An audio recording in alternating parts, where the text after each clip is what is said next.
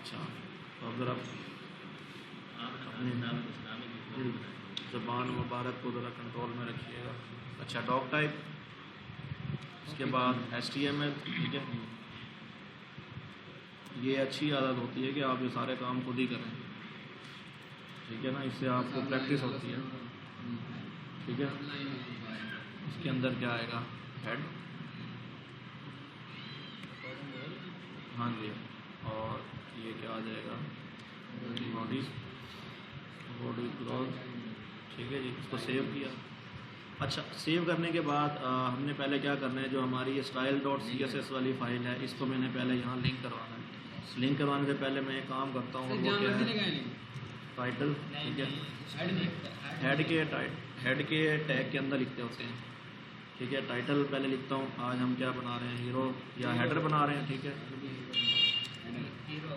Header section बना रहे हैं, ठीक है। और इसके अंदर हमने क्या करना है, अब लिंक करनी है हमारी CSS फाइल, ठीक है। तो उसका नाम क्या है, style.css, ठीक है। यहाँ पे उसकी टाइप लिखता हूँ पहले, ये इसलिए आगे पीछे लिख रहा हूँ कि कोई फ़र्क नहीं पड़ता, ठीक है, लेकिन टैग लगाने ज़रूरी होते हैं। सर ये आपने फोल्डर के अंदर नहीं रखी style.css? हाँ, फोल्डर के अंदर है तो डॉट आएगा एक दफ़ा, उसके बाद स्लैश, फिर CSS का फोल्डर था, ठीक है। यानी आपने एक फोल्डर के अंदर जाना हो ना, यानी फॉरवर्ड मूव करना हो तो एक CSS यानी एक डॉट आता है, और जब आपने उस फाइल से बैक वापस किसी उससे बाहर जाना हो तो डबल डॉट आता है, ठीक है। अच्छा, टेक्स्ट आ गया, ये आ गया, उसके बाद क्या लिखते होते हैं हम, रिलेटिव लिखते होते हैं, ठीक है। और इसमें क्या आ जाएगा, स्टाइल शीट,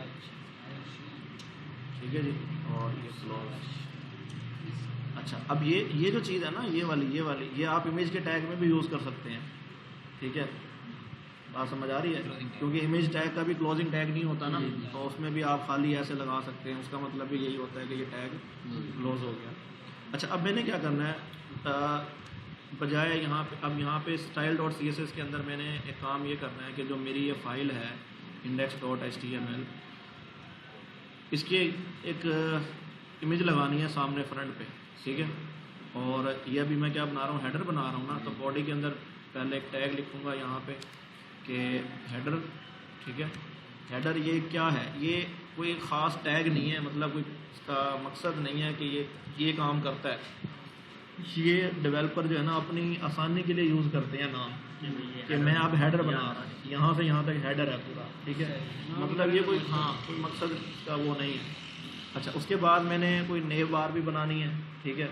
यानी कि नेव बार क्या होती है, ये जो मेन्यू ऊपर मैं बनाऊंगा यहाँ पे, अक्सर आप वेबसाइट पे आपको मिलता है home, about us, contact us, ठीक है, ब्लॉग, स्टोरी, शॉप, इस तरह के बहुत सारे पेज बने हुए, टाइटल लिखे होते हैं, ठीक है। तो मैं यहाँ एक डिव लगाता हूँ और उसको क्लास देता हूँ, क्योंकि मैंने अभी यहाँ पे पूरा एक बॉक्स बनाना है ना, और उस बॉक्स के अंदर क्या लगानी है, इमेज लगानी है, ठीक है। तो यूँ समझ लें पूरी डिव बनाऊँगा और उस डिव के अंदर क्या कर रहा हूँ, एक बैकग्राउंड इमेज लगानी है, ठीक है। तो मैं इस क्लास को नाम दे देता हूँ हीरो इमेज, ठीक है, या हीरो बैकग्राउंड, ठीक है। अच्छा, और इस डिव को क्या करता हूँ, यहाँ पे क्लोज करता हूँ। अब डिव को क्लोज कर दिया, अब मैं यहाँ पे काम करता हूँ, पहले टेस्ट करने के लिए H1 लिख लेता हूँ, ठीक है, और इसमें हेलो लिख देता हूँ, और H1 को क्या करता हूँ, ठीक है। अब मैंने क्या करना है, ये जो मैंने क्लास बनाई है हीरो बैकग्राउंड, इस क्लास को यहाँ पे डिफाइन करना है इधर, ठीक है। तो डॉट लगा के क्या करूँगा, क्लास का नाम लिखूँगा, ठीक है। और यहाँ पे अब क्या लिखूँगा, बैकग्राउंड इमेज, ठीक है, क्योंकि बैकग्राउंड इमेज लगाने लगा हूँ, तो इसके आगे क्या लिखूँगा, URL, ठीक है। URL के साथ डबल कोट आ जाता है, ठीक है, और यहाँ पे सिंगल कॉलन। अब आप मौजूद है style.css के अंदर, ठीक है। अब style.css जो है वो ये फोल्डर है, इस फोल्डर के अंदर पड़ी है। अब आपने इससे बाहर आके इस इमेज के फोल्डर में जाना है, ठीक है। तो आपने क्या यूज़ करना है, यहाँ पे डबल डॉट /img आ जाएगा, फिर स्लैश आ जाएगा pg2, मैं बता रहा हूँ .jpg, ठीक है, डबल डॉट होता है, ठीक है। अब ये डबल डॉट मैंने इसलिए लगाया, अभी बताया ना कि ये कौन सी फाइल है, style.css है, ठीक है। अब ये style.css जो है वो इस फोल्डर के अंदर है। यहाँ पे हम जब इमेज लगाते हैं तो हम पहले ये बताते हैं कि अगर आपने कोई बैकग्राउंड इमेज या इमेज यूज़ करनी है तो आपकी फ़ाइल और आपकी इमेज एक सेम जगह पे होनी चाहिए, लेकिन अब जो वो इमेज है वो इस फोल्डर से बाहर इस इमेज इस फोल्डर के अंदर पड़ी है। तो मैं अब बेसिकली कहाँ मौजूद हूँ, मैं हूँ अभी CSS के फोल्डर के अंदर। तो मुझे पहले यहाँ से बाहर आना पड़ेगा, फिर इमेज के फोल्डर में जाना है। तो इसलिए मैंने क्या लिखा है, डबल डॉट, कि आप क्या हो, पहले CSS के फोल्डर से बाहर आए, उसमें इमेज का फोल्डर है और उसके अंदर bg2.jpg की एक, ठीक है, वो JPG है, ये देखें bg2.jpg, ठीक है। अच्छा, अब मैं ये ज़रा देखता हूँ कि ये अप्लाई हुई है कि नहीं हुई, ठीक है। इसका मतलब ये है कि अप्लाई अभी आ चुकी है। उसकी वजह ये है कि यहाँ पे ये हेलो लिखा हुआ है, उसकी वजह से ये ऐसी आ रही है। अब मैंने इसकी ज़रा प्रॉपर्टीज़ वगैरह डालनी है कि ये पूरी आए, ठीक है, और ये फिक्स आए। तो मैं यहाँ पे क्या करूँगा, इसकी हाइट दे दूँगा। हाइट जैसे मैंने आपको कल बताया था कि आपने VH यूज़ करना है, ठीक है। तो VH क्या है, व्यू कोड हाइट होती है, ठीक है। और मैं इसको कह देता हूँ कि 90% या 90 VH, ठीक है। और जब यहाँ पे आके देखूँगा तो ये इमेज इस तरह से आ रही है, लेकिन ये पूरी नहीं आ रही। अगर मैंने इस इमेज को पूरा फिक्स करना है, यानी मैं चाहता हूँ इतने के अंदर ये पूरी की पूरी तस्वीर आ जाए, तो मैं फिर क्या करूँगा, बैकग्राउंड पोजीशन लिखूँगा, ठीक है, बैकग्राउंड पोजीशन, ठीक है। और इसको मैं क्या कर दूँगा, एक तो सेंटर, और साथ ही इसको क्या कहूँगा, बैकग्राउंड साइज़, ठीक है, बैकग्राउंड साइज़। और यहाँ पे क्या कह दूँगा, कवर, ठीक है। और अभी बताता हूँ ना, इसको जब ऐसे किया तो अभी देखो तस्वीर फिट हो गई और फुल HD में भी आ गई जैसे वो थी। अच्छा, अब यहाँ पे हेलो अभी भी आ रहा है, इसका मतलब ये है कि मेरी क्लास अब अप्लाई हो चुकी है। मैं बस अब यहाँ से जाके इस हेलो को क्या कर देता हूँ, अब ख़त्म कर देता हूँ, क्योंकि ये मैंने सिर्फ टेस्ट करने के लिए लिखा था कि इमेज आई है या नहीं आई, ठीक है। इसको रिफ़्रेश किया तो हेलो ख़त्म, तस्वीर मेरी वहीं की वहीं रहेगी। अब मैंने क्या करना है, मैं चाहता हूँ कि इसके ऊपर एक लेयर सी आ जाए थोड़ी सी ब्लैक कलर के अंदर, ठीक है। यानी कि जब इसके ऊपर मैं कोई टेक्स्ट डालूँ तो ज़रा वाज़ेह करके उठे, ठीक है। तो मैं यहाँ क्या करूँगा, जहाँ पे मैंने इसकी CSS की है, यहाँ पे जहाँ पे इमेज का टैग लिखा है, इससे पहले लिखूँगा लीनियर, ठीक है, और डैश लगाऊँगा, क्या लिखूँगा, ग्रेडियंट। बात समझ आइए, यहाँ पहले इसके साथ आ जाए। इसके आगे आपने क्या लगानी है, ब्रैकेट, ठीक है। इससे पहले आपने एक RGBA पढ़ा है, प्रॉपर्टी पढ़ा है ना, हमने बैकग्राउंड लगाने के लिए यूज़ की थी जी। तो जब भी ग्रेडियंट की बात आती है ना, तो ग्रेडियंट का मतलब होता है मल्टीपल कलर, एक कलर नहीं आएगा, एक से ज़्यादा कलर आएंगे, ठीक है। ग्रेडियंट उसी चीज़ को कहा जाता है, दो कलर का मिक्सचर बन जाता है। मतलब यहाँ से ब्लू शुरू होते होते एकदम रेड आ जाए, वो ग्रेडियंट कहलाता है। तो मैंने कहा कि इसके ऊपर टोटल ब्लैक मैंने क्या लगानी है, लेयर लगानी है। तो मैं यहाँ क्या लिखूँगा, RGBA, ठीक है। और RGBA के आगे भी ब्रैकेट आती होती है, ये भी पता है आपको, ठीक है। तो क्योंकि टोटल ब्लैक लगानी है तो सारे क्या आएंगे, 0 0 0 आएंगे, ठीक है। अभी एक चीज़ समझाता हूँ कि क्या है। अच्छा, इसी तरह मैंने कहा ना, ग्रेडियंट के अंदर हमेशा दो कलर आते हैं। अभी ये क्या था, सारा एक कलर था यहाँ तक RGBA। इसके बाद दोबारा यानी सेकंड कलर भी लिखना है, तो बजाय इस तरह लिखने के मैं क्या करता हूँ, इसी को कॉपी करके, अब ये क्या होगा, ये होगा ये, इसके आगे भी अब होगा ये कि सारे कलर के यहाँ 0 0 है। 0 0 का मतलब क्या है, टोटल ब्लैक आएगा। तो अगर मैं यहाँ पे देखूँ तो टोटल ब्लैक हो गई, लेकिन मैं चाहता हूँ कि नहीं इतनी गहरी ना हो, बल्कि हल्की सी लाइट हो। तो मैं इसकी जो इसकी ओपेसिटी होती है, कल मैंने बताई थी ओपेसिटी क्या होती है। तो आपने क्या करना है, ये RGBA के पास जो 3 ज़ीरोज़ हैं, इन 3 ज़ीरो का मतलब क्या है, पहला 0 रेड कलर के लिए है, दूसरा ग्रीन के लिए और तीसरा ब्लू के लिए।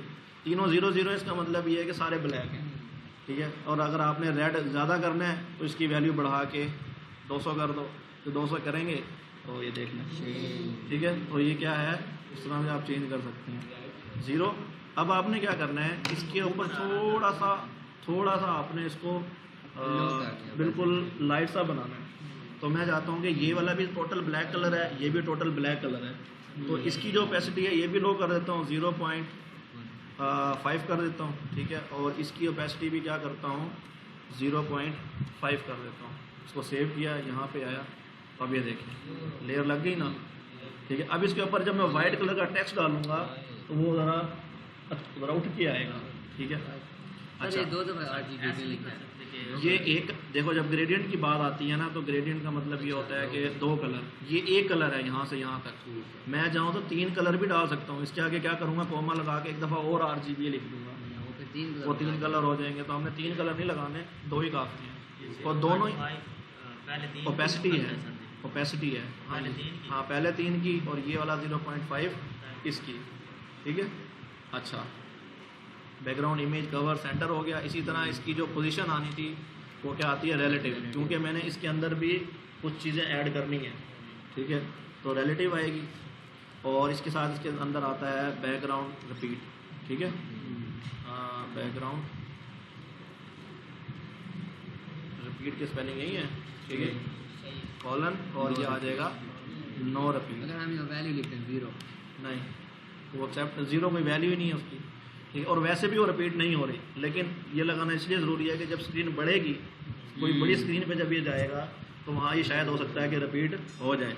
तो अगर अब मैं इसको जूम आउट करता हूँ तो आप ये ये तो जूम आउट फुल हुआ हुआ है, इसको मैं जूम इन करता जा रहा हूँ तो ये देख रहे हैं कि इमेज रिपीट नहीं हो रही, इमेज वही आ रही है, ठीक है। हाँ जी।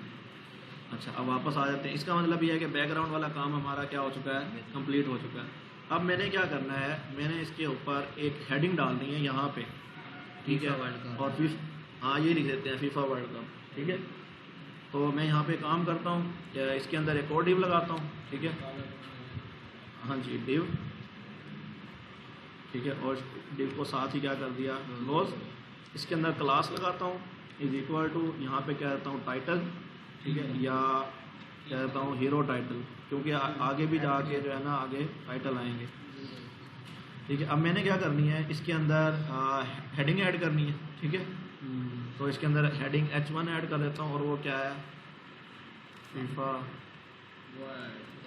कप 2020, ठीक है जी। और हेड को क्या कर देता हूँ,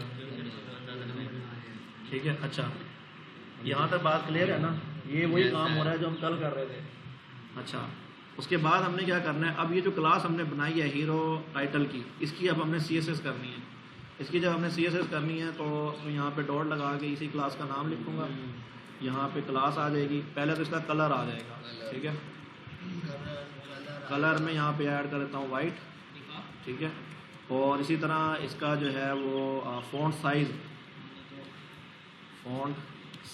अब यहाँ पे मैंने अगर आपको एक चीज़ दिखाऊं तो इसका जो मेन कलर है वो चेंज नहीं किया, मेन जो फ़ॉन्ट साइज़ है चेंज नहीं किया। इसका मतलब अभी क्या होगा, 16 पिक्सल होगा। तो मैं अभी 16 पिक्सल के लिहाज से ही कर देता हूँ। तो मैं यहाँ कहता हूँ फ़ॉन्ट साइज़, ठीक है, और यहाँ पे 3 रैम कर देता हूँ। 3 रैम का मतलब ये है कि 16 मल्टीप्लाई बाई 3, 50 के करीब ये आ पड़ेगा, ठीक है। तो यहाँ पे आगे से चेक करते हैं, तो ये साइज़ अभी भी कम है, इसका मतलब ये और साइज़ बड़ा होना चाहिए। तो सर ये जी जी, अच्छा, तो ये नीचे आ गई है ना, ये आ गई, सेव, ज़्यादा बड़ी हो गई, ठीक है, ये ठीक है। अभी ये इसलिए आ रहा है क्योंकि ये टॉप पे है, इसको अभी सेंटर में नहीं लाया हम, ठीक है। इसकी अभी इसकी पोजीशन जो है वो 2 दफ़ा आ गया था ना, ये फ़ॉन्ट साइज। अब मैंने इसको क्या करना है, यहाँ सेंटर में लाना है, ठीक है, और इसकी ज़रा पोजीशन भी चेंज करनी है। अभी इसकी पोजीशन स्टैटिक है, ठीक है, और अंदर वाली जो डिव है इसकी पोजीशन क्या, रिलेटिव। तो अब इसके अंदर वाली जो डिव बनाई है इसकी पोजीशन को हम रखेंगे एब्सोल्यूट, क्योंकि हमने इसकी टॉप बॉटम लेफ्ट से पोजीशन चेंज करनी है। तो मैं इसे क्या कह दूंगा, पोजीशन, ठीक है, और इसे क्या कह दूंगा, एब्सोल्यूट, ठीक है। और अब देखता हूँ कि ये क्या इसके अंदर आता है, आ गया, ठीक है। नहीं मतलब पिक्चर में एडजस्ट हो गया ना। अच्छा, वरना क्या कर रहा था, ये इतनी ऊपर से जगह खाली छोड़ रहा था इसकी। अब मैंने क्या करना है, अब मैंने इसको टॉप से ज़रा नीचे लेके आना है, यानी यहाँ तक, और इसको सेंटर में यहाँ लाना है। तो मैं यहाँ क्या करूँगा, लिखूँगा टॉप, यानी सिर्फ टॉप लिखूँगा, और यहाँ लिख दूँगा 50%। एक मिनट देखते हैं ना, यहाँ तक ले आया ना, ठीक है। अब मैं इसको क्या करता हूँ, लेफ़्ट वाली साइड से, अब लेफ़्ट से इसको 50% नहीं करूँगा, वरना ये तो बाहर निकल जाएगा। या जो कल वाला काम किया था वही करके देखेंगे, अगर ये एडजस्ट हो गया तो ठीक है, नहीं तो बाद में चेंज कर लेंगे। सेव किया, अब ये देखो, अब ये क्या हुआ, वहाँ पे एडजस्ट नहीं हो रहा। अब मैंने क्या करना है, इसको, ये कल वाली बात आ गई ना, एक्स एक्सिस और वाई एक्सिस वाली। तो अब ये क्या है, 50% हॉरिजॉन्टली जो है वो एक्स एक्सिस वाली पॉजिटिव साइड पे चला गया, यानी कि यूँ समझ लो कि तीसरे क्वाड्रेंट में है वो, चौथे में। अब मैंने क्या करना है, इसको लिखना है सर ये 50% मतलब उसका 50% छोड़ के वो आगे हाँ, यहाँ तक ये देखो ना, जहाँ फीफा एफ स्टार्ट हो रहा है ना, यहाँ तक 50% बनता है। ठीक है, और इसी तरह जहाँ ऊपर वाली साइड से भी देखें तो ये 50% से ज़्यादा है, तो मैं इसको टॉप से जो है ना 50 के बजाय जो है ना 30 कर देता हूँ, ताकि थोड़ा सा और ऊपर चला जाए। बल्कि 30 के बजाय भी 20 करता हूँ, तो ये और ऊपर चला गया। ठीक है, अब मैंने क्या करना है, इसको यहाँ पे लिखना है ट्रांसफॉर्म और ट्रांसलेट, और ब्रैकेट में क्या करते होते हैं हम, -50% और माइनस ही 50% करेंगे। ठीक है, ये ओरिजिन है, एक्स एक्सिस और वाई एक्सिस ये वाले। ठीक है, अब मैंने इसको यहाँ लेके जाना है, तो इसलिए माइनस कर रहा हूँ कि माइनस एक्स एक्सिस में चला जाए। ठीक है, और मेरा ख्याल है इसको माइनस वाई करने की तो ज़रूरत नहीं थी। क्यों? क्योंकि माइनस वाई करूँगा तो ये देखते हैं, तो सेव किया, इधर स्पेस दी हुई है 50 में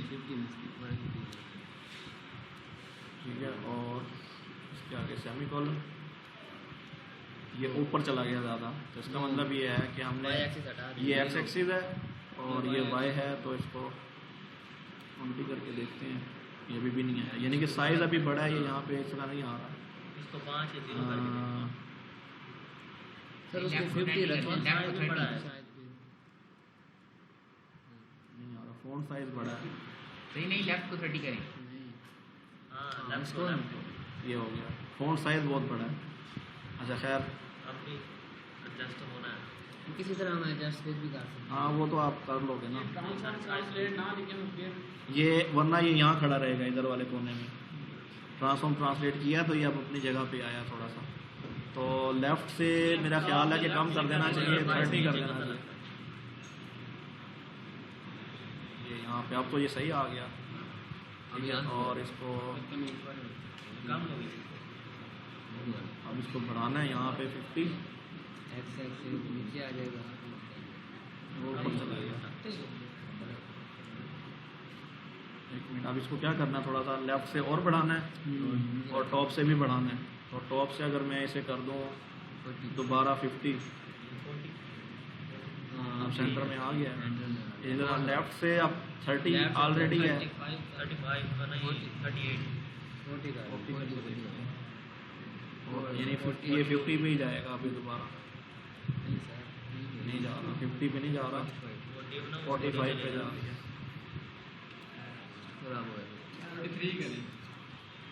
ये हो गया। अब इसको एक काम करता हूँ ना, इसको मार्जिन दे देता हूँ, मार्जिन लेफ़्ट दे देता हूँ और यहाँ से दे देता हूँ 50x। ये अभी भी थोड़ा होगा, काफ़ी है इतना तो। थोड़ा 70 कर नहीं 70 60 वैसे एक बात आपको बताऊं मैं, ये लेफ़्ट में यहाँ पे ठीक है, ये इस वक्त यहाँ ये ठीक आ रहा है, क्योंकि यहाँ तो ये इसकी बॉडी आ गई ना, तो टाइटल थोड़ा सा इधर हो, लेफ़्ट वाली साइड पे थोड़ा और हो पड़ा, यानी 30 रहने देता हूँ, यहाँ पे हो पड़ा ये। ठीक है, यहाँ तक तो चलो समझ आ गई। अब ये तो हो गया ना टाइटल, अब इसके नीचे हमने क्या करना है, इसके नीचे यहाँ पे कोई पैराग्राफ ऐड करना है, तो पैराग्राफ ऐड करना है नीचे। तो पैराग्राफ ऐड करना है तो मैं क्या करूँगा, इसी तरह जैसे ये डिव बनाई है ऐसे एक और डिव बनाऊँगा नीचे इसके अंदर ही, और यहाँ पे हीरो टाइटल की जगह हीरो पैराग्राफ रख दूँगा। ठीक है, और यहाँ पे हाँ पैराग्राफ की ठीक है, और आपने क्या करना है, सेम यही वाली स्टाइलिंग कॉपी कर लेनी है। ठीक है, और ये इसी के अंदर डाल देनी है, लेकिन यहाँ पे फ़ॉन्ट साइज़ जो है तो 1 कर देता हूँ, ये 30 ये आएगा 16 पिक्सल। ठीक है, और ये टॉप से क्योंकि मैंने इसके नीचे बनाना है ना, तो यहाँ से टॉप का साइज़ थोड़ा और बढ़ाऊँगा। नहीं फ़ॉन्ट साइज में जैसे ठीक है, तो टॉप से 50 से 60 कर दूँगा, जाहिर है ना, वरना 50 यही रहेगा तो इसके अंदर पैराग्राफ आ जाएगा, अगर 60 करूँगा तो नीचे आएगा ना।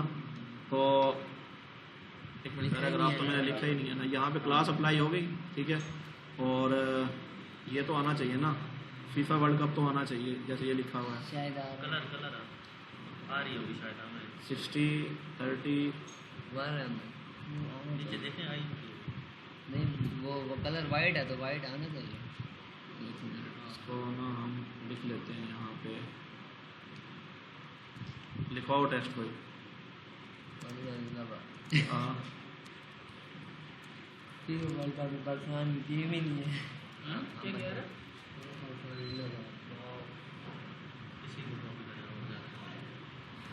ठीक है, इसको कॉपी किया यहाँ से।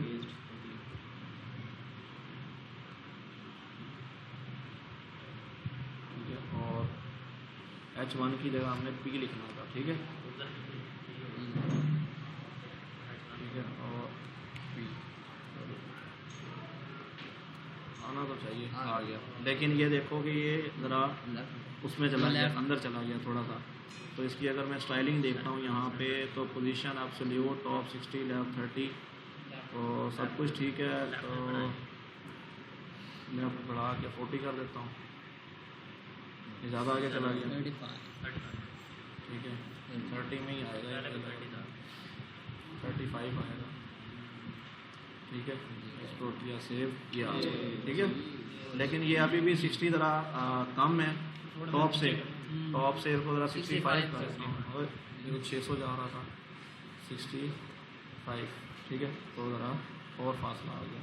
ठीक है, अब इसके नीचे बढ़ा दें, किसका थोड़ा सा बस ठीक है, इतना। ये तो हो गया ना कल वाली चीज़। अब मैंने इसके ऊपर बनानी है अब मेन्यू बार। ठीक है, हेडर बनाना है। वो जगह अधूरी क्यों रह गई है? कौन सी? वहाँ पे रखी है वो, ये वाला ये नीचे वाला वहाँ सामने क्यों नहीं है थोड़ा? कहाँ पे यार होते वो ये यहाँ पे क्या है? यहाँ पे क्या है? यहाँ पे वो हमने मार्जिन ये इसकी अच्छा, उसके बाद जो है ना यहाँ पे ट्रांसलेट ट्रांसफॉर्म की हुई है ना, ये देखो पोजीशन 65 टॉप से और 35 नीचे से। तो इनको ट्रांसलेट किया है ना, तो ये वापस एडजस्ट हो गया पीछे की तरफ। अच्छा, अब हमने क्या करना है, इधर एक टॉप बार बनानी है। मैं ज़रा आपको दिखा देता हूँ कि मैं किस तरह की टॉप बार। कौन सी 3 लाइन है? ड्रॉप डाउन डिजाइन दबाएं लगे नीचे लिस्ट आ जाता ये वाले क्या है? इस तरह से वो तो मोबाइल मेन्यू होता है, इसमें अभी नहीं आएगा, वो आगे जाके देखेंगे हम। ठीक है जी। अच्छा, अब मैं इसको ज़रा वापस बड़ा करता हूँ। और यहाँ पे अब मैंने ये सारी CSS समझ आई है। टोटल तीन क्लासेस बनी है अभी। अब मैंने क्या करना है, एक मेन्यू बनाना है। तो मेन्यू बनाने के लिए हमेशा हम क्या यूज़ करते हैं, लिस्ट का इस्तेमाल कर रहे होते हैं। ठीक है, तो मैं अब क्या करूँगा, क्योंकि मैंने हेडर के अंदर ही बनानी है ना। ठीक है, तो ये जो मेन डिव है ये बनी रहे। ठीक है, जिसमें हीरो बैकग्राउंड बना हुआ है, इसके नीचे इसके अंदर डिव बनाऊंगा। ये वाले जो डिव है ये भी इसी के अंदर है। ठीक है, तो इन दोनों से ऊपर डिव बनाऊंगा। ठीक है, यहाँ पे, और इस डिव का अंदर क्लास दूंगा is equal to menu.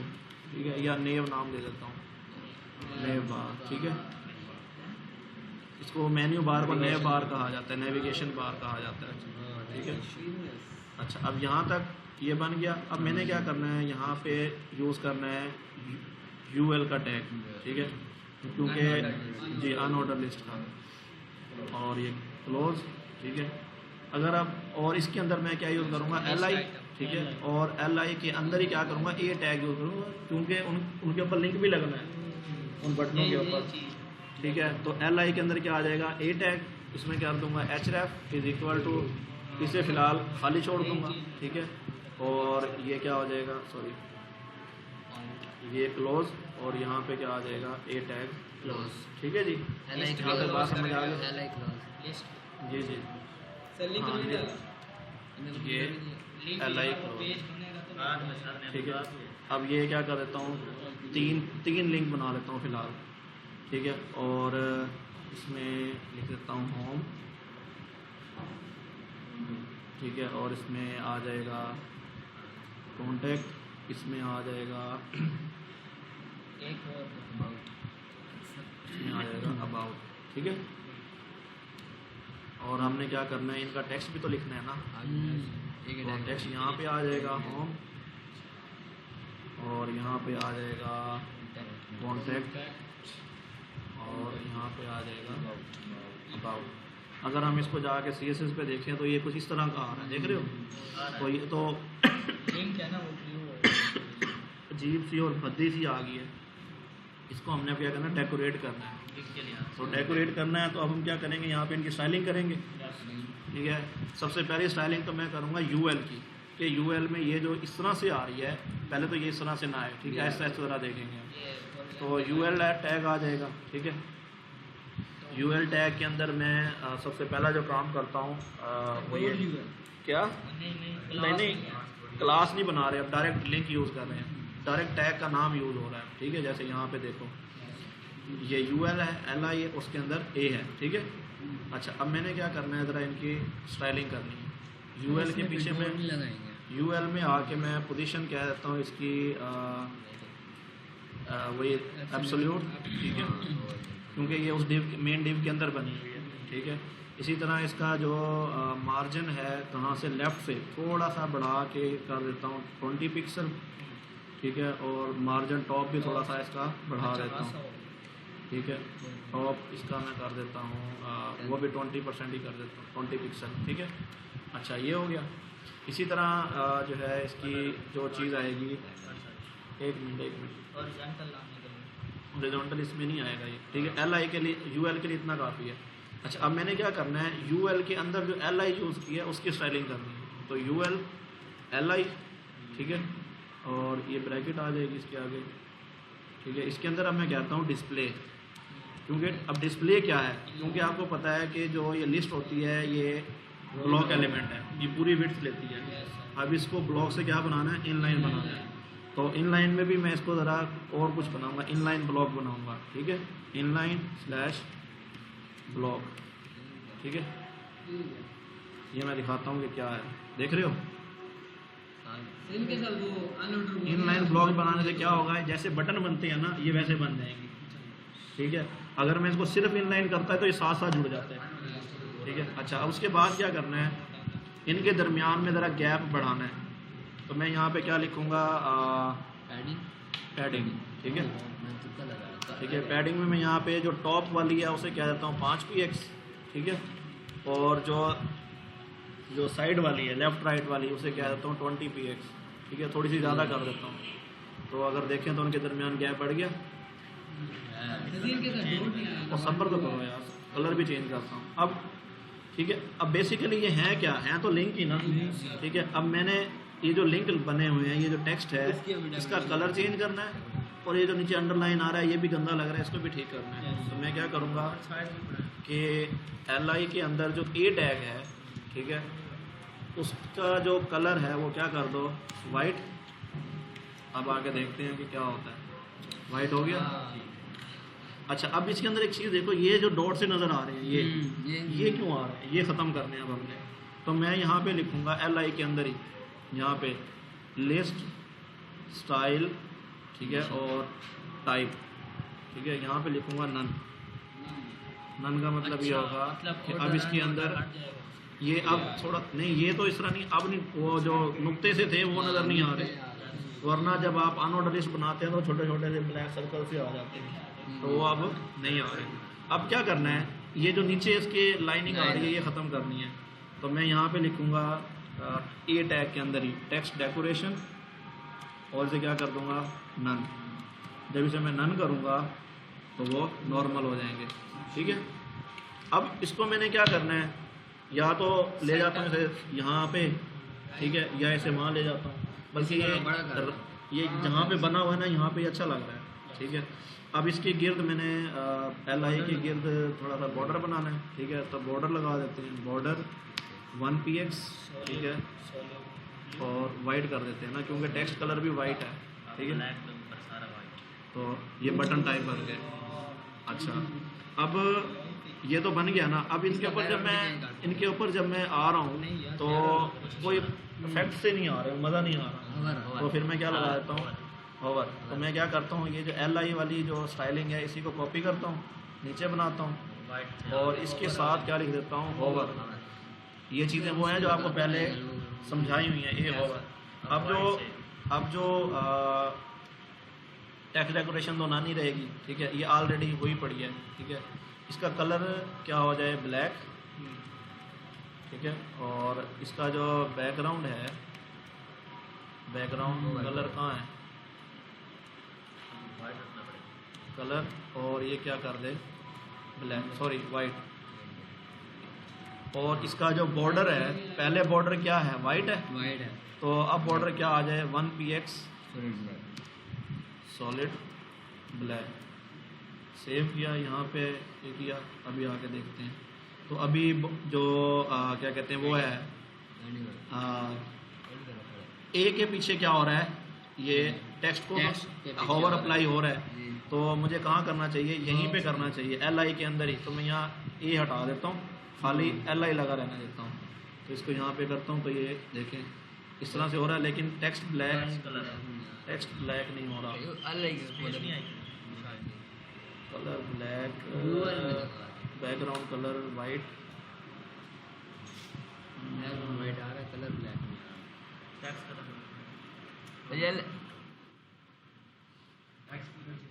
L I के में वाइट ओवर भी नहीं लगा है।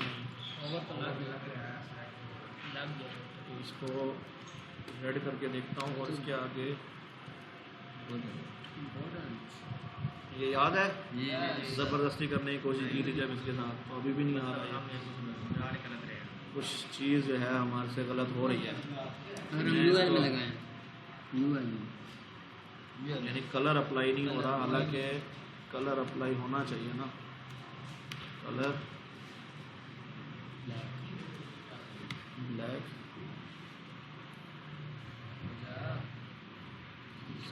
चलो बाकी देखते हैं।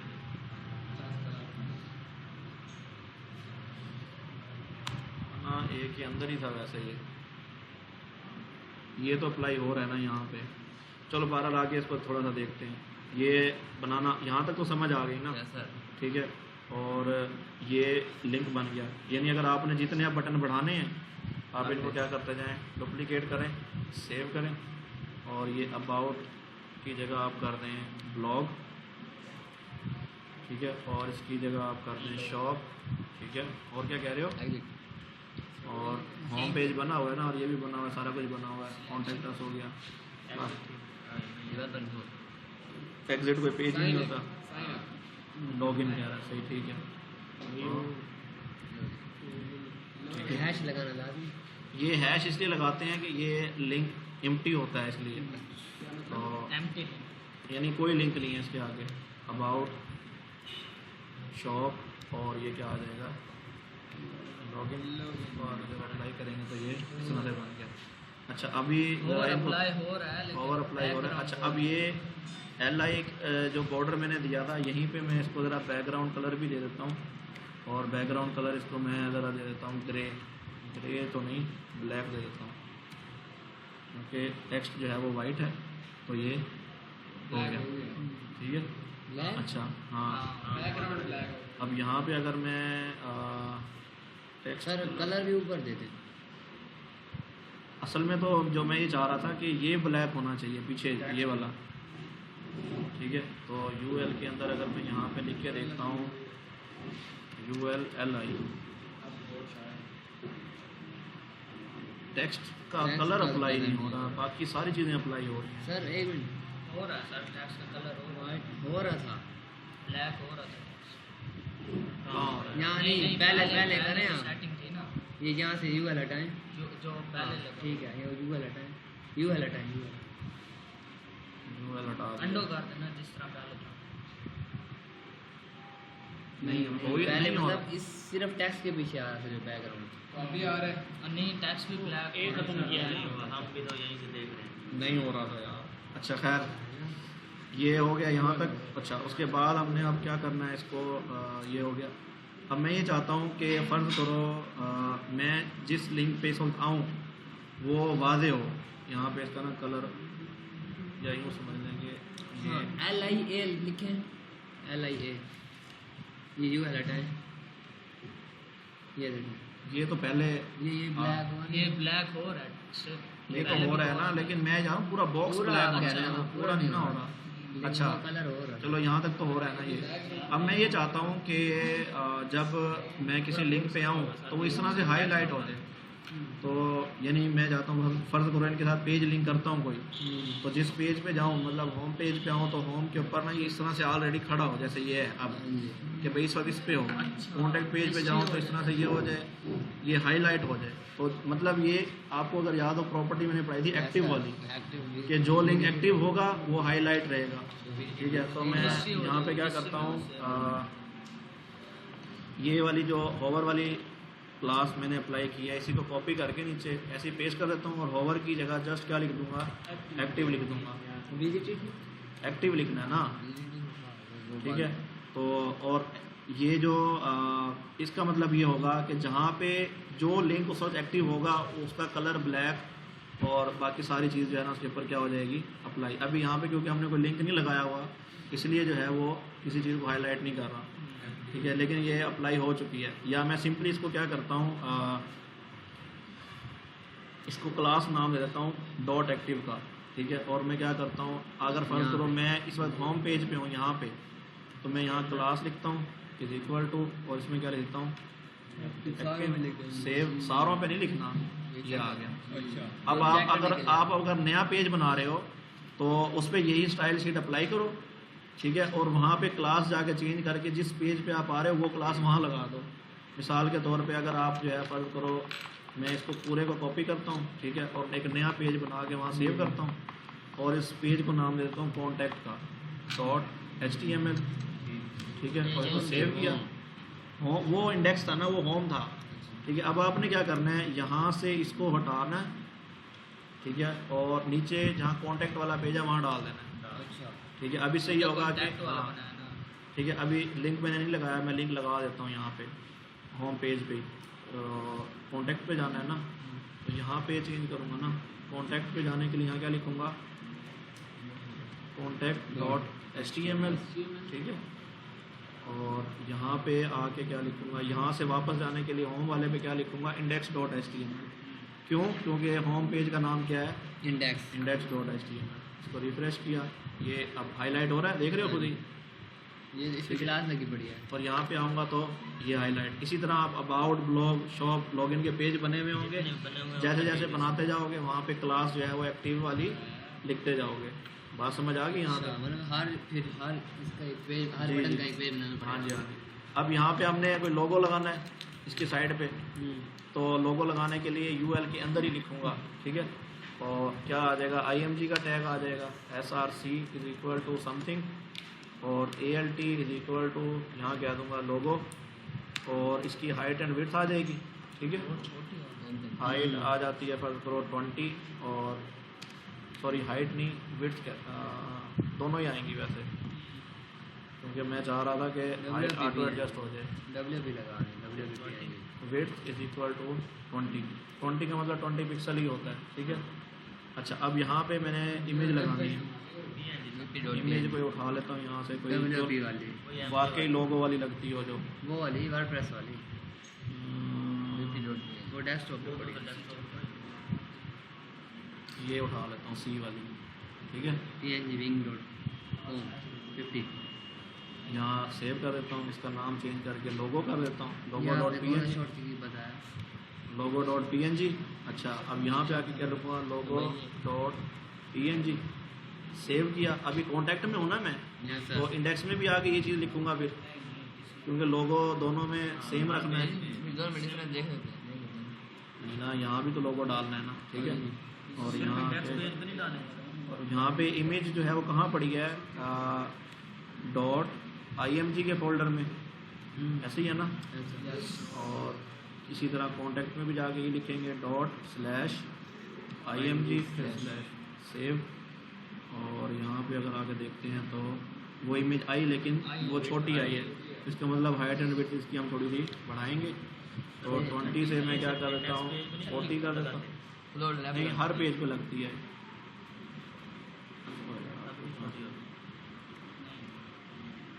ठीक है, ये थोड़ी सी एडजस्ट हुई है। अब क्या करना है, इसको हमने वही CSS में जाके IMG, या यूं कह दें कि डॉट और कोई भी IMAG या लोगो वाली क्लास बना लें, लोगो, ठीक है। और इसको मार्जिन भी दे देंगे और इसको जो है ना पोजीशन भी देंगे रिलेटिव, वो सॉरी एब्सोल्यूट। तो पहले पोजीशन आ जाएगी, ठीक है, रिलेटिव, ठीक है, और इसके साथ सॉरी एब्सोल्यूट, ठीक है, और यहाँ पे आ जाएंगे रिलेटिव से। ये देखो जो मेन डिव बनती है ना वो हमेशा रिलेटिव में आती है, जो उसके अंदर की चीज़ें बनती हैं फिर वो एब्सोल्यूट पोजीशनिंग में आती हैं, ठीक है।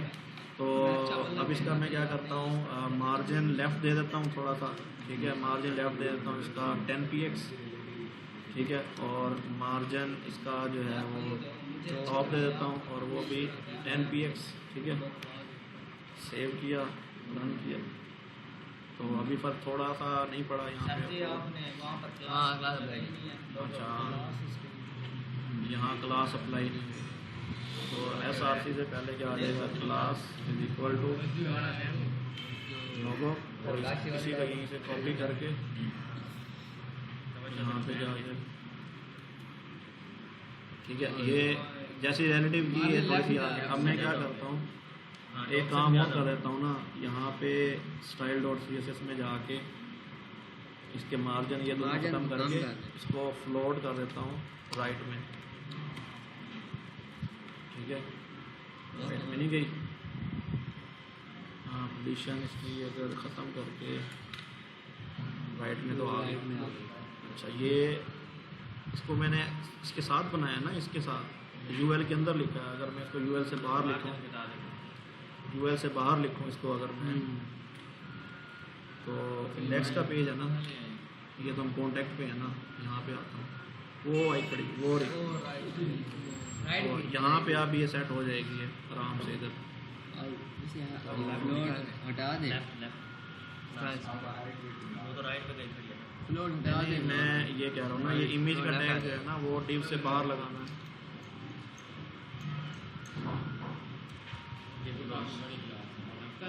ठीक है। इसका UL कहाँ गया, आज मैं ऐड करता हूँ।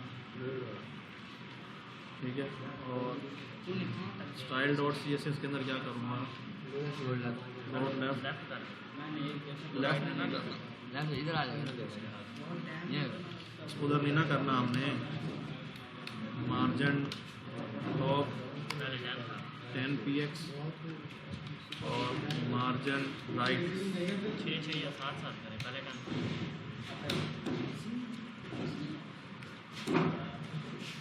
राइट 20px, ठीक है, और फ्लोट राइट हो चुकी है। लेकिन इसका ज़रा जो साइज़ है मैं यहाँ से हटा देता हूँ और वहाँ डालता हूँ, ताकि दोनों जगह पे ना बार बार लगाने के बजाय, ठीक है। यहाँ पे आके इसकी जो विड्थ है वो कर देता हूँ 30px और इसकी जो हाइट है वो कर देता हूँ ऑटो। ऑटो का मतलब ये है कि विड्थ के लिहाज से उसकी हाइट खुद ही एडजस्ट हो जाएगी। तो यहाँ पे देखें थोड़ा सा साइज़ बढ़ गया, तो 30 की जगह अगर मैं इसे कर दूँ 80, फ्लोट हटा देना, वो इधर आ जाएगी, ये आ गया, ठीक है। फ्लोट हटा देना। सर बात ये तो पीछे मेरे- लगानी लोग हो इधर नहीं लगाना। उधर लगा के देख लेते हैं इसको यहाँ पे, या हटा दें या लेफ्ट ये आ गया। लेकिन ये क्योंकि इसको मुझे क्या करना पड़ेगा, ये जो UL किया हुआ है इसका मार्जिन बढ़ाना पड़ेगा। सर ये तस्वीर छोटी कर दी। UL में जाके UL में जाके जो UL का मेन टैग है उसका जो लेफ़्ट मार्जिन है वो अगर 50 कर दूँ तो ये आ गया, सेट हो गया। इसी तरह टॉप से भी थोड़ा सा 22 नहीं सर हो जाएगा। नीचे हो जाएगा। ठीक है। थोड़ा सा वो लगता है, वो क्या कहते हैं, मेहनत लगती है लेकिन चीज़ हो जाती है।